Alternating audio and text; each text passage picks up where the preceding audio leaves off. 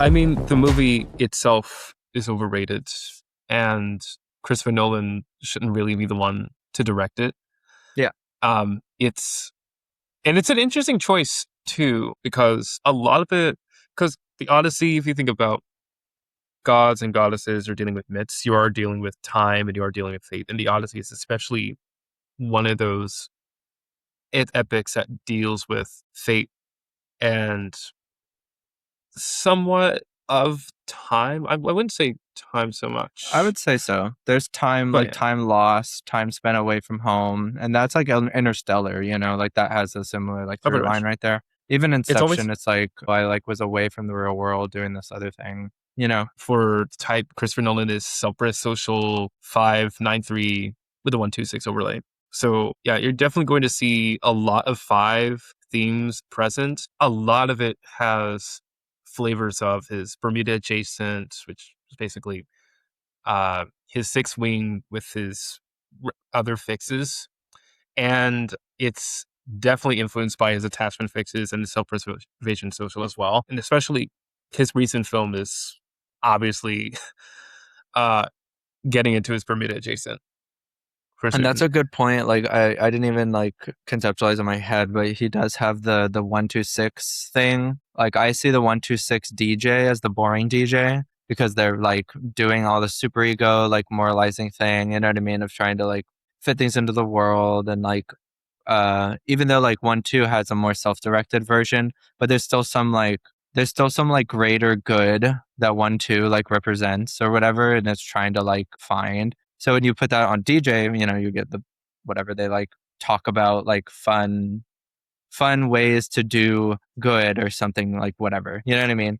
But if you put that on a 5 and you put that on a flat line, which is similarly double attachment fixes, It makes an extra they're boring five. extra boring, an extra boring 5 where we're gonna look at this journey home, what like, and honestly, yeah, it's all coming together, like, and even Inception is like this, like, let me get back to the real world, and you know what I mean, and like get back to like what was normal. Let me find it again. You know what I mean? And like Right. same with yeah, the Interstellar, same exact thing. You know what I mean? But then it deals in some sort of like desecration between the period of like what happens if, I don't know, if things aren't given enough like love or something like there. That's what it always feels like. Interstellar, it's like, oh, I didn't love my family enough, and then I went on this journey to find that love again, but it took so long. It's like this sort of sad tragic thing, but like there's hope. So that's every film he has this same, like, at least the ones I'm thinking of that come off the Yeah. top of my head, like, Yeah, because if you're gonna put at least yeah, two attachment fixes on a hexa type, then you're gonna get a very generally normal headset type, yeah, or a more normal person, especially if it's self-social because they're so common. And kniving one and throwing two is generally a very common combination to have. And um, it's going to make it more hopeful, and you're definitely going to see some hints about relationships and some degree of normalcy and comfortability. And it's not like it's a guaranteed happy ending, but there is some attachment and connection to what everyone else is plugged into. Nolan is generally a more relatable. You could say that his films are things that people can easily relate to. I mean, yeah, because that's an interesting thing to look at, like making it relatable. Like, how much does that take away from what the purpose of the art is? You know what I mean? Like, because that's what, when art is better or good or has more of a flavor and a spark to it, it doesn't sacrifice the like ingenuity of self or like authenticity for, yeah, like greater good elements, or like, oh, I'm gonna make this palatable. Like, I don't know, something about it just always like it like felt like a Marvel movie or some, for some reason, like it has that Marvel like overlay that's just been kind of plaguing like modern like big films, like big cinema films, where it's like it all needs to feel like this, what, like this weighted world of like this universe where everyone's trying to like save the world. I don't know, you know what I mean? So it had this like color about it as you're watching, where, I don't know, Yeah, and it's everything just felt too I nice. mean I don't know. it's also another thing because and this is something that's already been pointing out in his other films like Dark Knight Rises or Inception, where Christopher Nolan is generally bad at writing characters. and Yeah. he is not. Marvel. It's not only the strong. It's not only his entire weakness, but also I think he lost some of the inventiveness and much of the things that made him interesting from uh, his first film to his films in the 2000s, early 2000s. And then it became this blockbuster. Like he was really trying too hard. Like the only thing he really wanted to do was, I mean, clearly was film something in 70 millimeter and IMAX in all in IMAX cameras. And this is the first film that's filmed entirely in IMAX. And yet he chose to not put enough effort into the epic. He Well, just into the chose to make it story. into an abridged high. He just made it into an abridged high school play, basically. Yeah, because that's how it does feel. It's like, let's get this star-studded cast of people everyone knows who they are, like, and then let's just make this like technical feat of like, oh, the shots are, yes, they're well made, they look good, and he has a lot of practical effects, which is always like, that's a feat of like competency in some way as a filmmaker. But Yeah. the actual like prose, the actual working of language, the what it says about a modern retelling of the Odyssey, what any of that sort of context. And this is really interesting to look at like suppressed social as like a theme, because it's like, yeah, we're losing any of that outer context of like social or even sexual, like what are we connecting to in the world? What concepts are we connecting to? And what spark is being built like from like what part of the Odyssey did he even like? We don't even know. You Yeah. can't even I mean, tell what part of the Odyssey he cared about. yeah, because I mean, you could definitely tell. I mean, this is just looking at the type perspective, where the Odyssey, the story itself, originally is pretty much self-social six three Yeah, stem, pretty much. I most mean, like up front, it's definitely a six story, but it's self-social. But the way the epic is, I mean, it's not just about trying to get home and how do I orient myself, but as an epic, as a story, the characters actually were, characters. Like there was actual personality. Like Odysseus was an ass, pretty much, but yes. he was Mhm. also a brave, bold, very cunning, clever person. And Matt Damon's Odysseus was just some regular protagonist you could put in any stock action film. It's Yeah, yeah, he genuinely just got roped around by whatever concept of fate he decided, because that's one of the things, he strips the gods from the whole like narrative, which like, sure, you can have like a version of the Odyssey that does that, but I think if you do that, you need to build a more compelling main character, right? Because if you don't have the gods to create this dynamic, like what we end up with is you have this really blank Odysseus like wannabe that's just like kind of being tossed around by these like events that vaguely are happening. And maybe there was Zeus, maybe it wasn't, maybe it was Poseidon, maybe it was this, like maybe you got roped in by some magic, who knows? You know what I mean? Like it's almost vague in a way that doesn't lend itself to anything, because you're not even building like a rich character, like, right, you're not making, I don't know, it just felt wrong, it just does not feel right to me. yeah. It's just the lack of character development, the lack of anything that makes a character interesting, and what and the world building itself. It's I mean, there's so much potential that he could have done with world building, and yet he chose not to do it Yeah.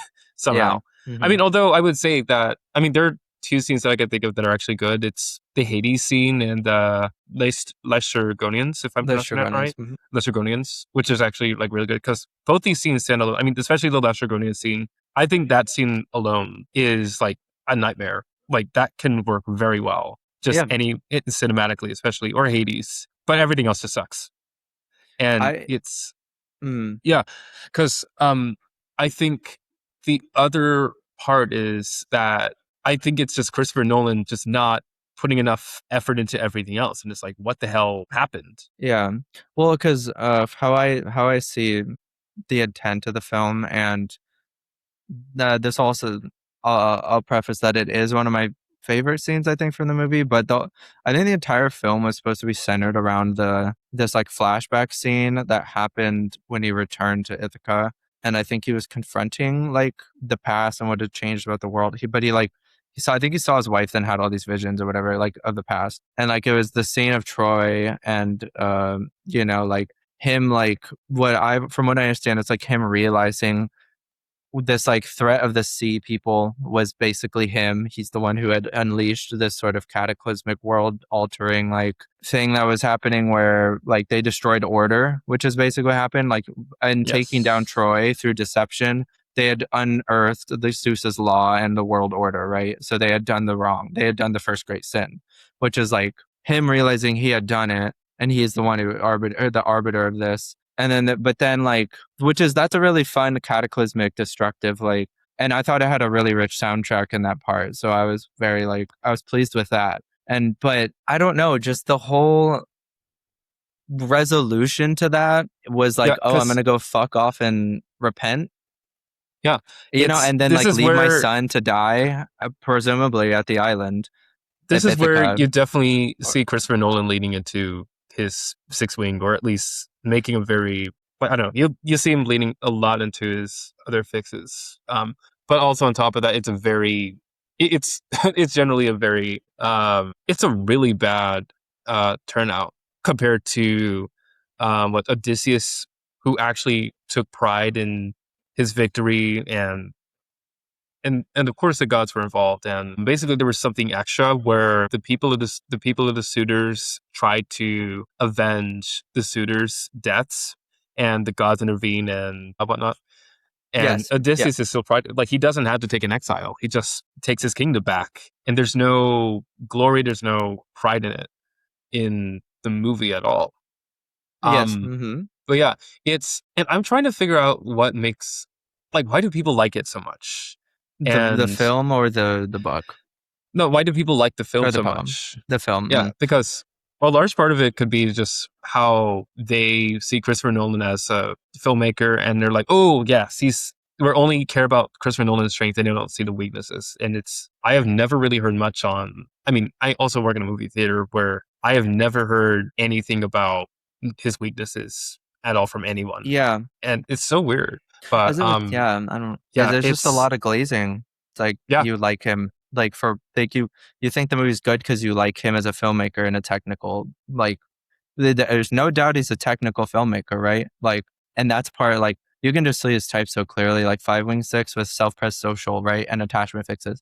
Of course, he's gonna be very good at like building a film. You know what I mean? yeah. Like we're doing the work to make something like grand and whatever, blah blah blah, cinematic. But the actual life in it, there's none. Like there wasn't any to this film. Like he has Yeah, others that have more, but this one mhm. lacked purpose. That I mean, like it lacked purpose. Like what was the point? You know what I mean? We got that moment right that the sea people, we are the sea people, whatever. But like then we had this all this jumbled like stuff before that almost like that wasn't even concise on whether or not there was some like greater law that even existed or like whatever. There was then the magic, was it even real? Who knows? Like I don't know. It was like Yeah, it's a very strange thing because I also compared it to how people like Fast and Furious or Marvel movies. It's not really that there's anything good about the film. It's more of like people are just fucking stupid and nothing else. yeah. Yeah.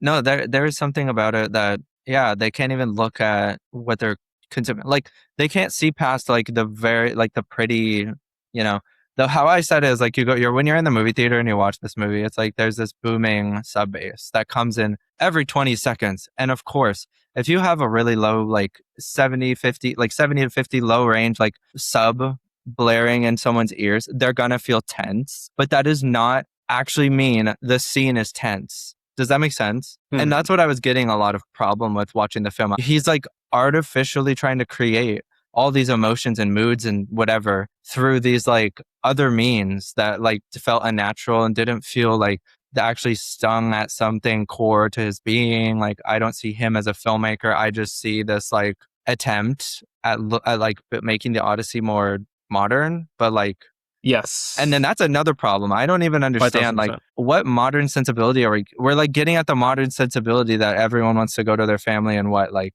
be faithful Yeah, or whatever. I mean, But we all know the, we read the epic and Odysseus is not faithful. yeah, Penelope is the and only one that has to be faithful. That was the oh whole yeah, like that's the whole especially thing because Odysseus in the book. is, I mean, Odysseus did sleep with Circe, so Yeah, that's another thing. for a whole year, an entire year. Yep.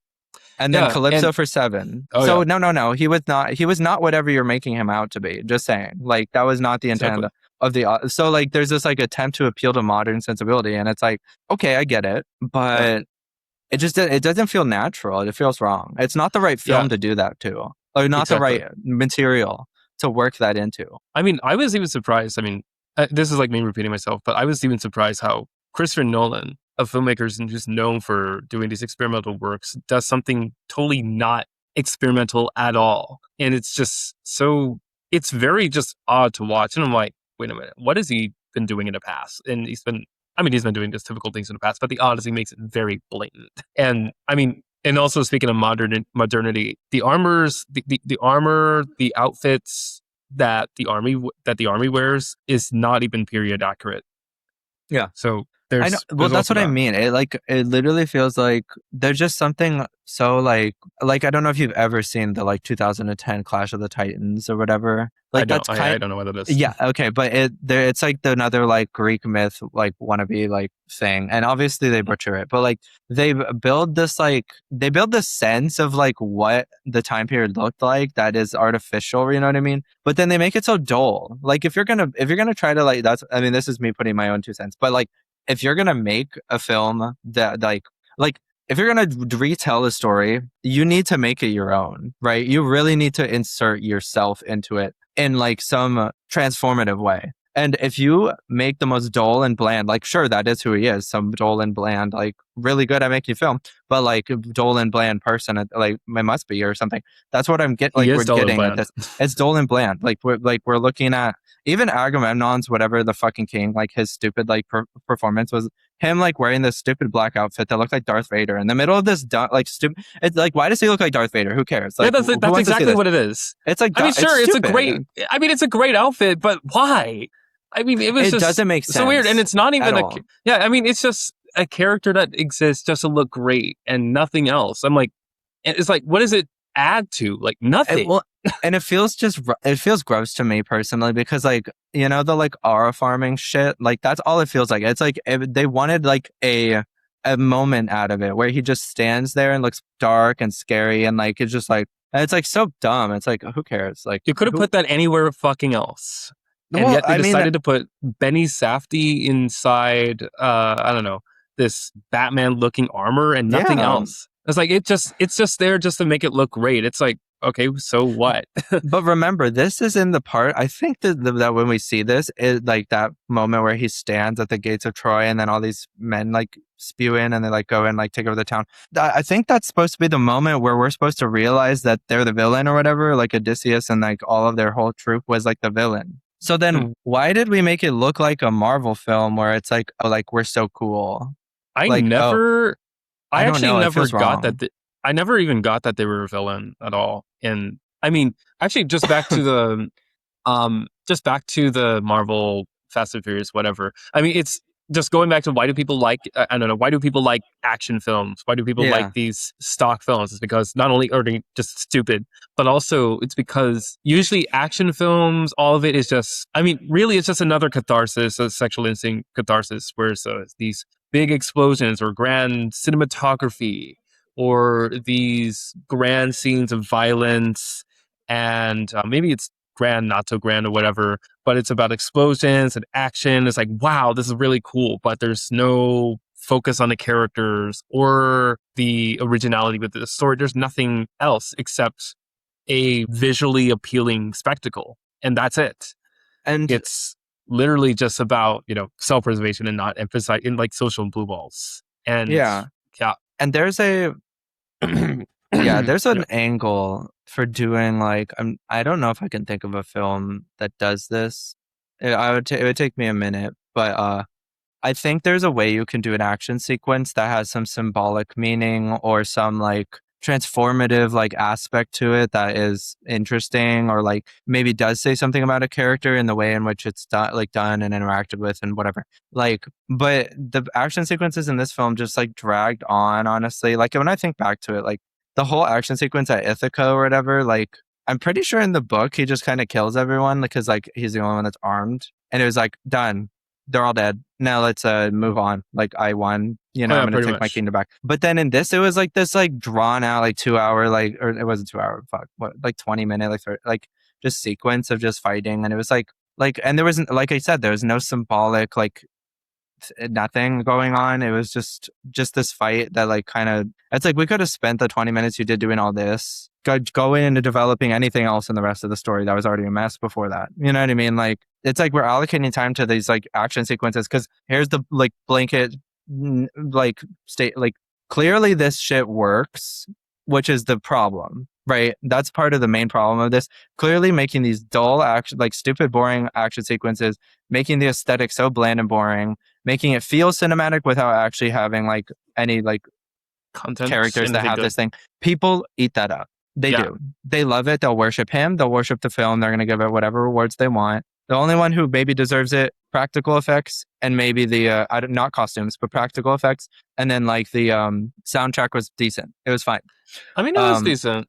yeah, it was I pretty droning and like muddled and like, but I think it did a good job of being. It had its moments that were really beautiful and whatever. So yeah. I for like mean, a movie score at least. it's what it's why I say that. I think I've said somewhere, like in some places, where he could literally film a turd and 70 millimeter and an IMAX and in the best, finest cameras ever, and people will still pay millions to see it. Like they don't Yeah, care. They just want, I don't know. They just want the fucking cinematography. They just want the visual. They just want the visuals. They just want the spectacle. They don't care about anything else. yeah, That's and I know I don't know if you're tapped into anime that much, but this I'm not. similar principle exists in this anime called Demon Slayer. It has the same exact principle. The animation is well made, but people worship it just for that. They do not realize how stupid all the characters are, how stupid everything about the world is, how everything is dumb, like everything is stupid except for like it looks pretty. You know what I mean? And it's like, but not, it doesn't even look pretty in like an actual transformative way. Like that's the problem I have with it. It's like it doesn't actually look pretty. It's just well like It's done, just well I made, guess. or Yeah, just it's well, technical. like technically well done. Yes. Yeah, and it's like, yeah, we can give our flowers to those people who can do technical, yada yada yada. But I don't like saying that someone just because they're a good technical filmmaker is also a good writer. Just tell them he's a bad writer, but you're a good technical filmmaker. That's what people need to be saying. Like, you know Yeah. what I mean? Which I'm glad Exactly. people are getting on the train and saying it wasn't very good, which, you know, Oh yeah. there are some opinions out there that are good. Exactly.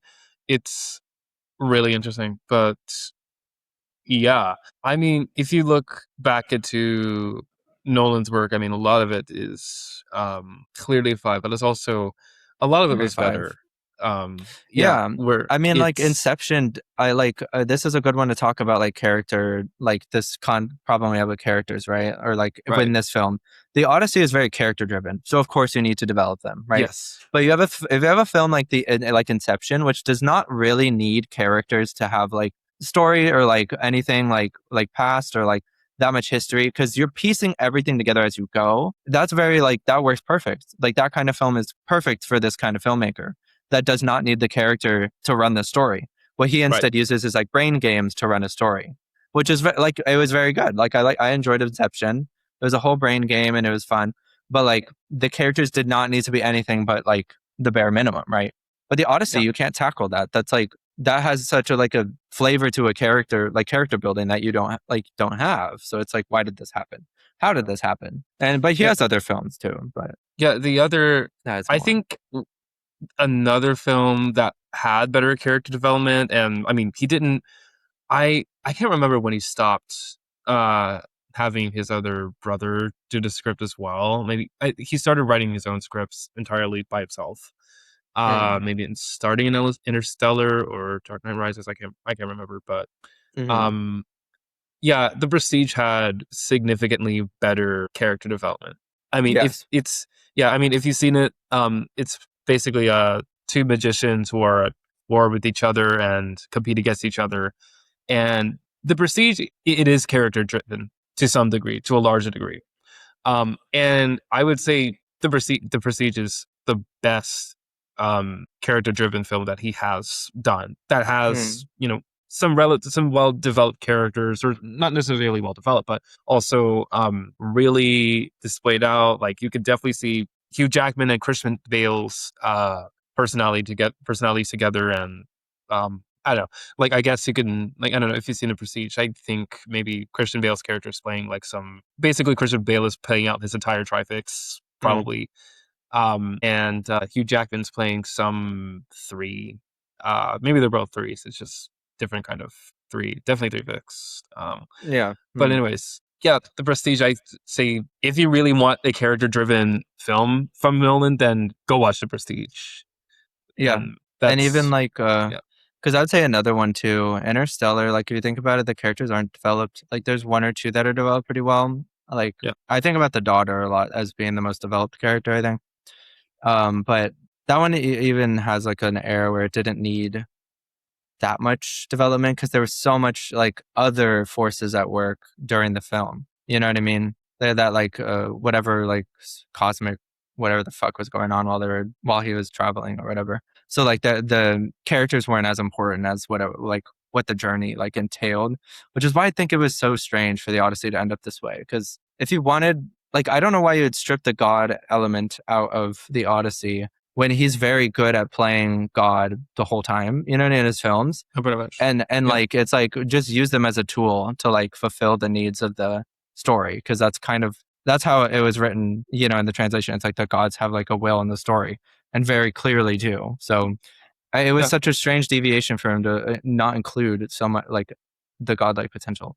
And But it anyway, back to definitely it go ahead. and it definitely needs a trilogy to work with, or at least Yeah, the Iliad. An Hmm. Iliad and an Odyssey rendition Yeah. for certain, because there is a whole lot that he missed, Oh and there's yes. a whole lot to cover. There's a lot that you can do very interestingly. I mean, he made Batman into a trilogy. And it's like, well, why not make the Odyssey into a trilogy? Like that shouldn't be hard to Yes. do.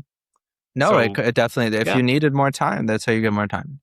for certain. Yeah, so there is something, yeah, that feels non-committal about not choosing to make it a trilogy when it very well should have been. You know, like, Right. but yeah, that I did want to get to the Dark Knight because those ones are also have some like you know they have this really dark atmosphere and from what I remember, I don't remember particularly the characters except Heath Ledger's character in the first one. Which says That something.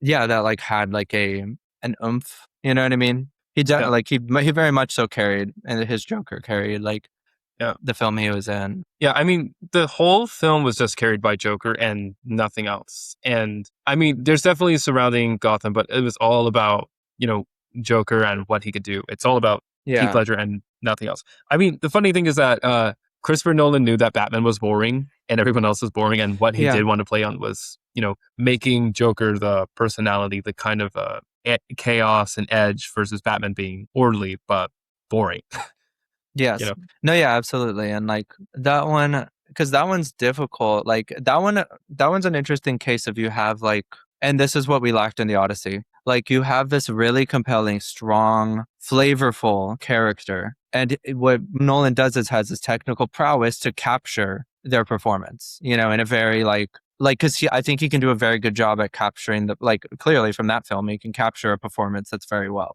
done. But in the Odyssey we had no like there was very little standout. Like there was one or two scenes that Anne Hathaway's Penelope did that were pretty good, but like she wasn't on screen enough to really make a spectacle of her character. And then obviously we talked about Matt Damon, and like that was like very boring and very nothing. And like there was It no one is. else. Like there was no one else to make a like I like Telemachus, nothing.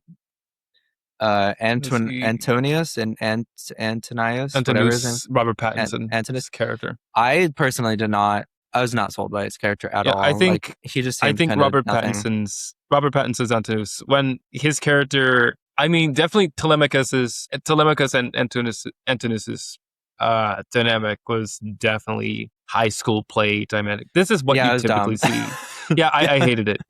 It Yep, was, I it mean, was dumb. it was kind of, I mean, it was supposed to be that way in the original story and original epic, and sure, Yeah. but it was just so horrendously, just badly done. It's just so mediocre. It was like, Well, I mean, and also, I mean, the movie itself was very well. It was very obviously trying to paint the good guys and the bad guys, like Eumaeus and Telemachus and yeah. Odysseus, and the bad guys are Antinous and whatever, like these are the assholes and these are the good guys. And I just cringed. Like when I first saw it, I just could not believe what I was Yeah. seeing. I was like, oh God, I mean, I it don't is get this. cringe to just kind of to try to insert so much like and actually that's not entirely true.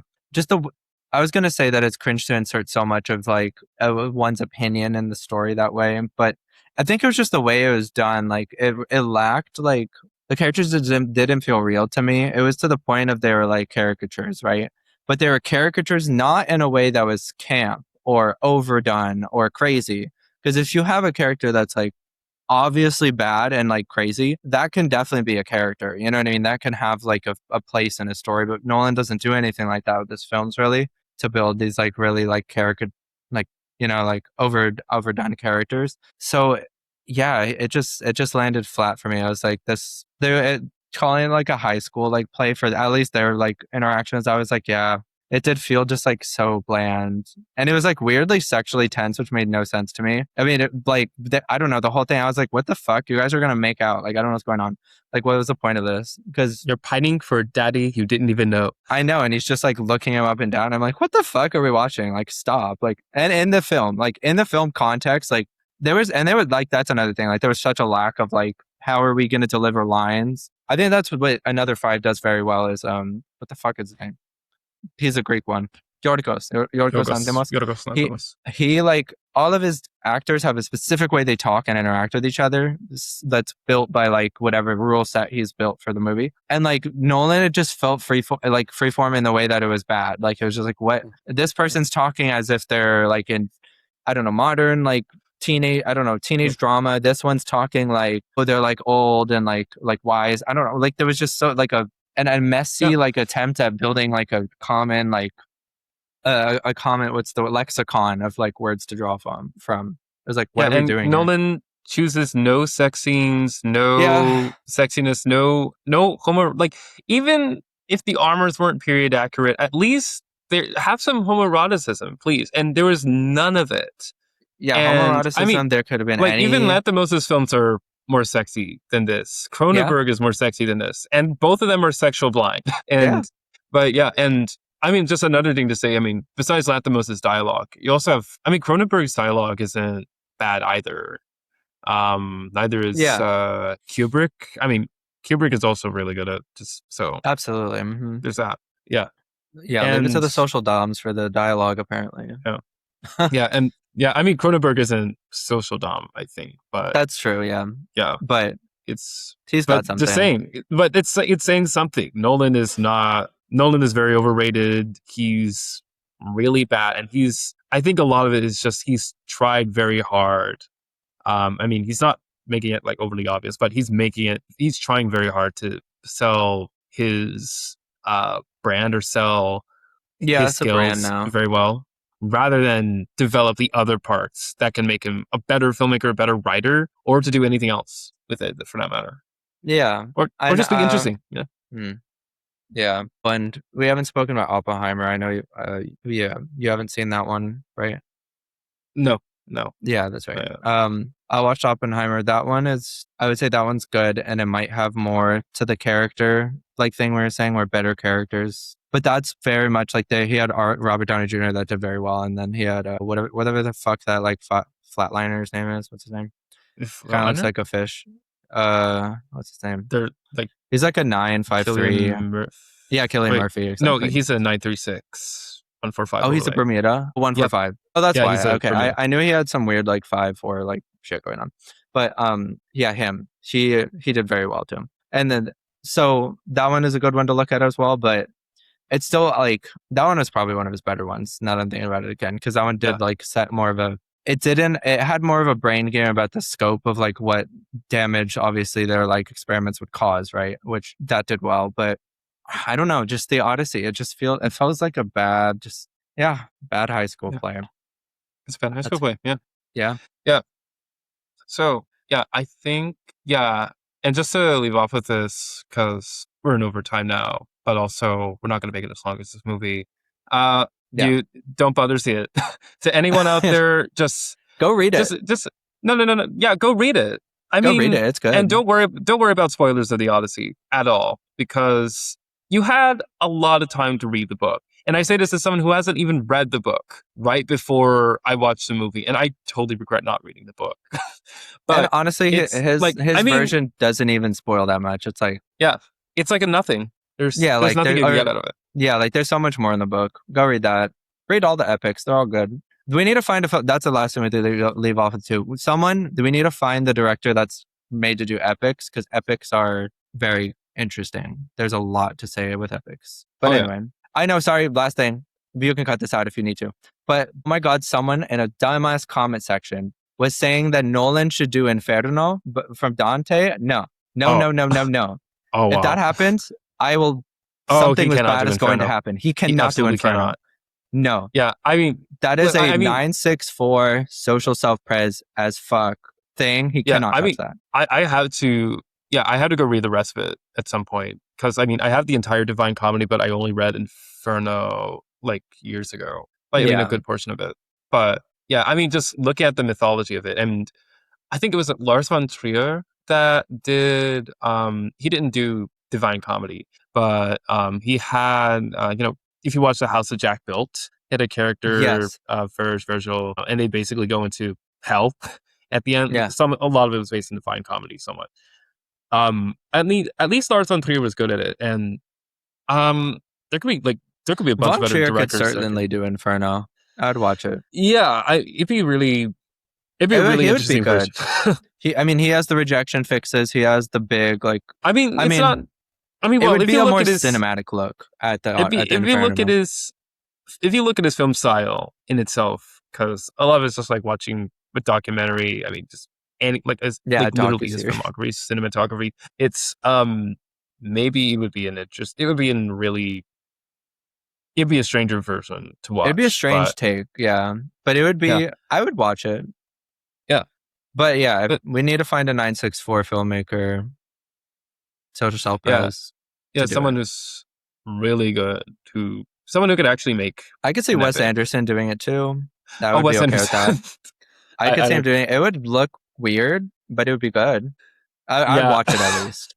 But his I dialogue's mean, kind of weird. His characters are kind of, you actually, know who they are, but I don't know. I mean, speaking of weird takes, I mean, I don't know if you've seen "Oh Brother, Where Art Thou," which is I actually think I based did. off of. It's basically based off of uh the Odyssey to Oh no, I somewhat. have not seen this one. Yeah, No. yeah, it's a very loose adaptation. It's 1900s. George Clooney is in it, and it's made by the Coen brothers.